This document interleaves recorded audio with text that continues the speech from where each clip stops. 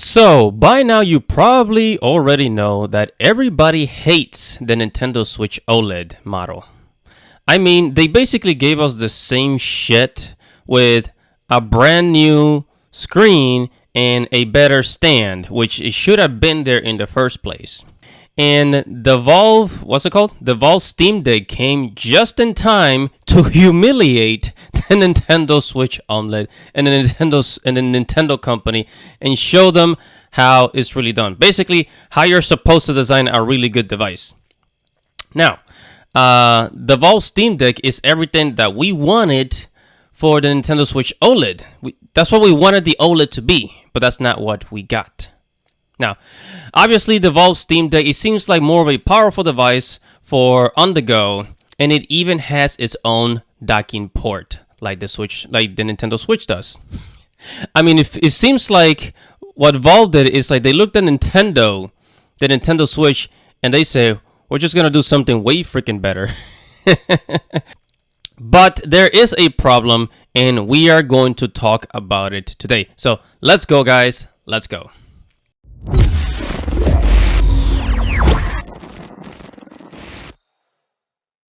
Hello guys, don't forget to like this video, don't forget to subscribe, and hit that little bell right there so that you can get notifications every time I upload a video. Okay? Enjoy. Okay guys, what is up? This is Andy Matrix. Welcome to Andy RCB, where I talk about anime, movies, video games, geek culture, and Japanese culture. So let's go ahead and break down the Valve Steam Deck first. Okay, let's start with the Valve Steam Deck because it's really pretty. It's really attractive. It's a very bulky device. It's also pretty pricey, but it seems so much more worth it to spend your money on this device than a Nintendo Switch OLED.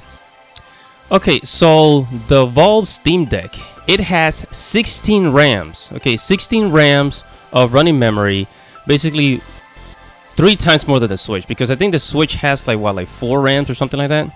So already it has the same amount of RAM as a gaming laptop. Okay, for a handheld device, it's really fast and it can handle a lot.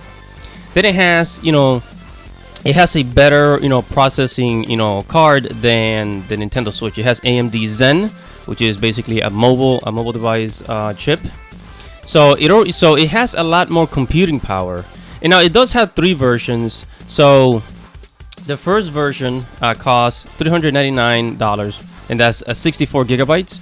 The other one is $529, which 256 gigabytes. And the last one is $650 and it has 512 gigabytes. Right. So each version is it has more gigabytes than the other. But I mean, then again, you can always get a memory card for it, just like the Nintendo Switch. Now the battery power, it's only 2 hours. Basically, it says 2 to 8 hours, I guess, depending on what kind of game you're playing. I know, even with the Nintendo Switch, the game, the battery is really not that strong. Only 2 hours of gameplay, but there's always going to be that issues with handheld. So overall, the Steam Deck is a way more powerful device. It's faster, it can handle more, and obviously it can run PlayStation 4 games, PlayStation 4 level games on this device, as opposed to the Nintendo Switch, which basically only runs PS3 type games, right? According to its computing power. So the PlayStation, the Nintendo Switch cannot run PlayStation 4 level games on it, but this device absolutely can at 800p of resolutions. So it even has better resolution than the Nintendo Switch. So already it's a very, very, very attractive option. Okay, so now let's go and take a look at the Nintendo Switch OLED model. First of all, one of the things that really bothered me was that it's $50 more than the original Nintendo Switch. So you're paying more for just a couple of new features that really don't make a difference. Okay, so the first feature that they made a big deal of was the 7-inch OLED screen. Woo-ha, big deal. It's supposed to make games look better, but so what? The PlayStation Vita, the handheld PlayStation device, it had an OLED screen, and that was in the early 2000s. Excuse me, in the early 2010s. So Nintendo's kind of behind on that, if you think about it. And then of course there's the wide kickstand, which it should have been there from the first, model. But for some reason Nintendo was too lazy to put a wide kickstand, and it just put like a tiny little one, like a 1 inch, 1 inch, 2 inch kickstand. And then it has an LAN port, should have been there in the first place. And then it has more internal storage, 64 gigabytes, big deal. So already the Steam Deck just looks like a better option altogether, right? Let's see if it's worth getting the Valve Steam Deck.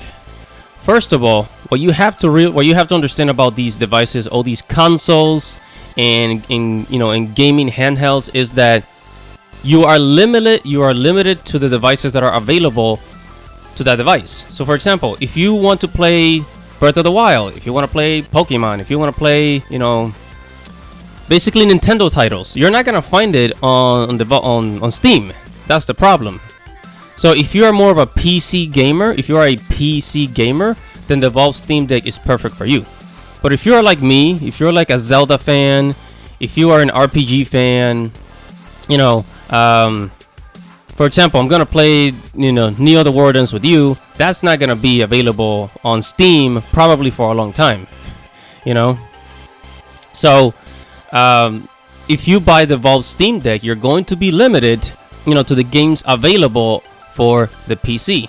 So, if you are okay with that, if you have a huge library of games for the Steam, and this seems like a very convenient device to get because of all the games that you already have for the PC, then this is great. However, this is a really bad option if you are if you're really into a lot of the Nintendo titles like Mario, Pokemon, Kirby, Breath of the Wild. Breath of the Wild Part 2 is coming out next year, and then other RPG games for it, other RPG games that are coming for the Nintendo Switch.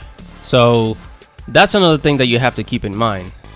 So you have to look at these two options and then decide whether or not if the Valve Steam Deck is worth getting, because at the end of the day, the Valve Steam Deck is a better, more powerful device, but it is absolutely more expensive than the Nintendo Switch altogether. What is up, everybody? Thank you for watching the video. Make sure to subscribe to the channel so you can receive new future notifications.